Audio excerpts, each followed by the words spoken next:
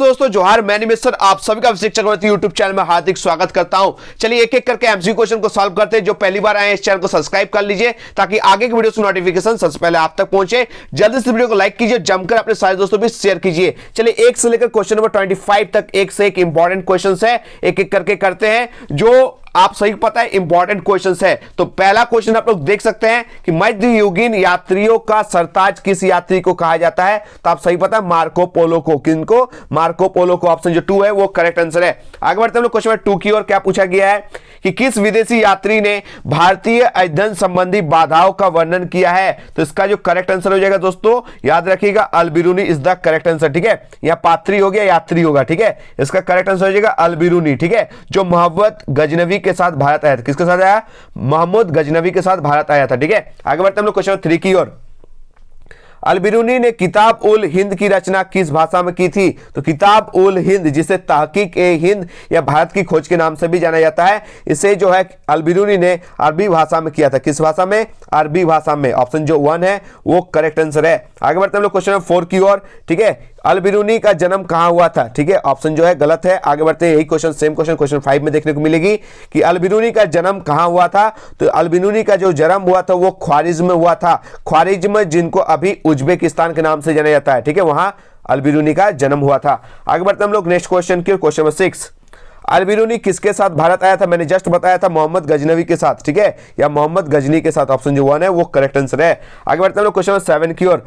अल-बिरूनी किस भाषा के जानकार नहीं थे? ठीक है, तो याद रखिएगा यूनानी भाषा के जानकार नहीं थे। आगे बढ़ते हैं हम लोग क्वेश्चन नंबर 8 की ओर।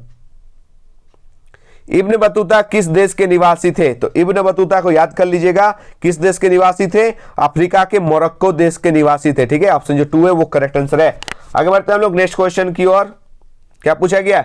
विदेशी यात्री इब्न बतूता कहां से आया था? मोरक्को से आया था। मोरक्को से आया था। ठीक है, आगे बढ़ते हैं हम लोग नेक्स्ट क्वेश्चन की ओर। क्वेश्चन नंबर 10, जैसे घोंसले को पक्षी छोड़ता है उसी तरह किस यात्री ने यात्रा जाने हेतु अपने घर को छोड़ा है? तो आप सही पता है, इसका जो करेक्ट आंसर हो जाएगा ऑप्शन नंबर 4 इब्न बतूता। ठीक है, आगे बढ़ते हैं लोग क्वेश्चन 11 की ओर। क्या पूछा गया? रेहला बहुत इंपॉर्टेंट बुक है दोस्तों। रेहला के लेखक कौन थे? रेहला के जो लेखक है वो इब्न बतूता थे, जिन्होंने इब्न बतूता जो है रेहला बुक को अरबी भाषा में लिखा था। ठीक है, आगे बढ़ते हैं लोग नेक्स्ट क्वेश्चन की ओर। क्वेश्चन 12,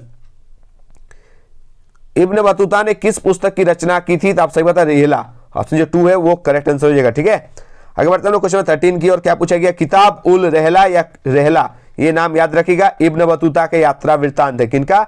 इब्न बतूता का। ठीक है, आगे बढ़ते हैं लोग नेक्स्ट क्वेश्चन की ओर। क्वेश्चन 14, इब्न बतूता ने अपनी यात्रा का विवरण किस भाषा में किया था? मैंने बताया था अरबी भाषा में। कौन सा भाषा में? अरबी भाषा में। इसका जो करेक्ट आंसर हो जाएगा ऑप्शन 4। आगे बढ़ते हैं लोग क्वेश्चन 15 की ओर। क्या पूछा गया? किस विदेशी यात्री ने भारत के डाक प्रणाली और संचार व्यवस्था का वर्णन किया था? इसका करेक्ट आंसर हो जाएगा Ibn Battuta. Option 3 is the correct answer. Next question, question number 16, Uluk डाक व्यवस्था में किसका प्रयोग किया जाता था? उलुक डाक व्यवस्था में घोड़ा का यूज किया जाता था। ऑप्शन जो 4 है वो करेक्ट आंसर हो जाएगा। चलिए क्वेश्चन नंबर 17 देख सकते हैं। इब्न बतूता किस सुल्तान के शासनकाल में भारत आया था? तो किस शासनकाल में आया था? किसके शासनकाल में आया था? आप सही पता है, मोहम्मद बिन तुगलक के शासनकाल में आया था। किनके शासनकाल में इब्न बतूता आया था? मोहम्मद बिन तुगलक के शासनकाल में आया था। आगे बढ़ते हैं क्वेश्चन 18 की ओर। इब्न बतूता ने भारत की यात्रा किस शताब्दी में की थी? तो सबके बारे में सब शताब्दी को करके जाइएगा। ठीक है, तो इब्न बतूता जो है वो किस शताब्दी में आया था? 14वीं शताब्दी में आया था। ऑप्शन जो 4 है वो करेक्ट आंसर है। आगे बढ़ते हैं हम लोग नेक्स्ट क्वेश्चन की ओर। क्वेश्चन 19, इब्न बतूता सिंध जो है वो कब पहुंचा? ठीक है, 1333। सिंध मतलब होता है भारत यानी दिल्ली। ठीक है, 1333 में पहुंचा था। आगे बढ़ते हैं हम लोग क्वेश्चन 20, इब्न बतूता ने राजदूत के रूप में किस देश की यात्रा की थी? चीन की यात्रा की थी। ठीक है, आगे बढ़ते हैं 21 क्वेश्चन में। इब्न बतूता के अनुसार ताराबाद किस प्रकार का बाजार था? तो ये याद रखिए, गाने वाले व्यक्तियों का। ठीक है, आगे बढ़ते हैं लोग क्वेश्चन 22 की ओर। क्या पूछा गया है कि फ्रांसवा बर्नियर जो है कहां का निवासी था? तो ये जो फ्रांसवा बर्नियर है, नाम ही से पता चला फ्रांसवा यानी फ्रांस का, यानी फ्रांस का। ऑप्शन जो 4 है वो करेक्ट आंसर है। आगे बढ़ते हैं नेक्स्ट क्वेश्चन की ओर। क्वेश्चन 23, मुगल कारखानों के विषय में बताने वाला एकमात्र जो विदेशी यात्री था वो कौन था? आप सही पता है, फ्रांसवा बर्नियर। कौन था? Francois Bernier. ऑप्शन 2 जो करेक्ट आंसर है। आगे बढ़ते हैं क्वेश्चन 24 की ओर। बर्नियर ने शिविर नगर किसे कहा था? शिविर नगर राजधानी को कहा था। ठीक है, option 1 is the correct answer.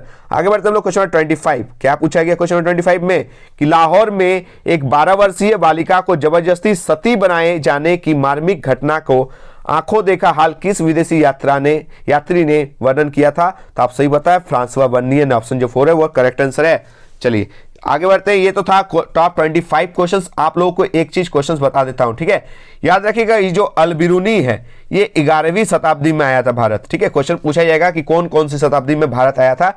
अल-बिरूनी एक विदेशी यात्री है जो 11वीं शताब्दी में आया था। दूसरा याद रखिएगा इब्न बतूता जो 14वीं शताब्दी में भारत आया था। और एक याद रखिएगा फ्रांसवा बर्नियर जो 17वीं शताब्दी में भारत आया था, ठीक है। तीनों को करके जाना, तीनों कौन कौन से देश से भारत आए थे।